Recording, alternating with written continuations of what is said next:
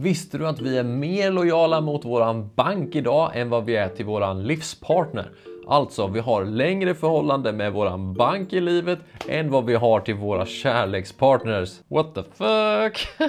Så se till att gå ut och förhandla ner din ränta med din bank. Gå till olika banker, var otrogen mot din bank därför att det är dina pengar det handlar om. I den här videon så vill jag gå igenom lite grundläggande tips och bra information och känna till ifall du funderar på att ta ett bolån. Eller så kanske du redan har tagit ett bolån och vill lära dig lite mer om hur det faktiskt funkar. Du kommer få lära dig vad som krävs för att få ett bolån, men också hur du kan få ner din bolåneränta så du inte betalar för mycket pengar i onödan till banken. För att jag vill ju att du ska få så mycket pengar som möjligt. Vad är ett bolån? Jo, men det är ju ett lån som du behöver ta ifall du ska köpa ett hus eller en lägenhet och du kanske inte har 3 miljoner på kontot för att köpa det här huset. Då gör man ofta så att man går till banken och sen säger man hej, jag behöver låna lite pengar. Och då kanske banken säger okej, men vi får väl kolla om du har pengar för att kunna låna. När du köper en bostad så är det så att du måste lägga en kontantinsats. Och det här betyder att du måste lägga 15% utav det beloppet som du vill låna. Till exempel om du ska köpa en lägenhet som kostar 1 miljon kronor, då måste du själv pytsa in 150 000 kronor. Det är alltså 15% utav den lånesumma som du lånar som du måste betala in till banken. Om du har en belåningsgrad som är över 50% utav marknadsvärdet på din bostad, ja, då måste du amortera. Och här finns det en procentsats som du måste gå efter. Om din belåningsgrad ligger mellan 50 till 70%, då måste du amortera 1% per år på ditt lånebelopp. Men om du har lånat mer än så att din belåningsgrad är över 70%, ja, då måste du amortera 2% per år. Om du har en belåningsgrad som är under 50% så är det inte säkert att du behöver amortera på ditt lån. Men vissa banker kräver det ändå. Så kolla med din bank vad som gäller.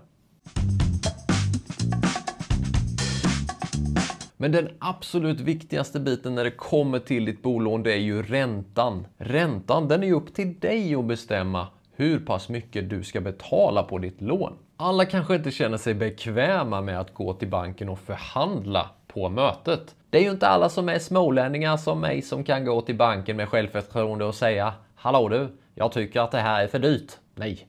Men när det handlar om så här stora summor, när det är så att du ska låna kanske flera miljoner för ett husköp eller lägenhet, ja, då är det extremt viktigt att du faktiskt förhandlar. Gå till flera banker och fråga hur mycket ränta kan jag få på det här bolånet? Är det så att du får ner din bolåneränta bara 0,5 procentenhet så kan det handla om flera tusentals kronor bara på ett år.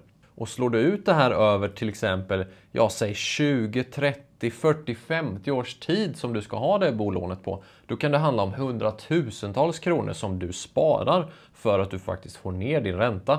Och här kommer Avanzas bolån plus in i bilden som erbjuder 1,12% i bolåneränta.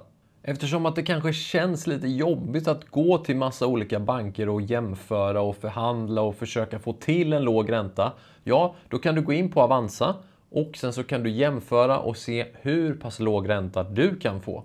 Du behöver inte gå till någon bank, du behöver inte boka något möte, utan du fyller i dina uppgifter och sen ser du vilken ränta du kan få. Och är det så att du redan har ett bolån idag, ja, då kan du få hela 1,12% i bolåneränta genom Avanzas bolån plus. För att du ska kunna få den här låga räntan så krävs det att du har max 60% i belåningsgrad.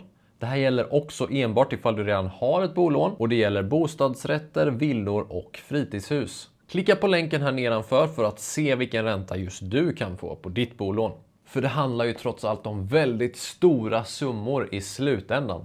Jag hoppas att du har lärt dig någonting om bolån nu och våga stå på dig. Gå till banken och förhandla ner din ränta. Tack så mycket för att du har kollat på videon. Ha det så gött. Ciao!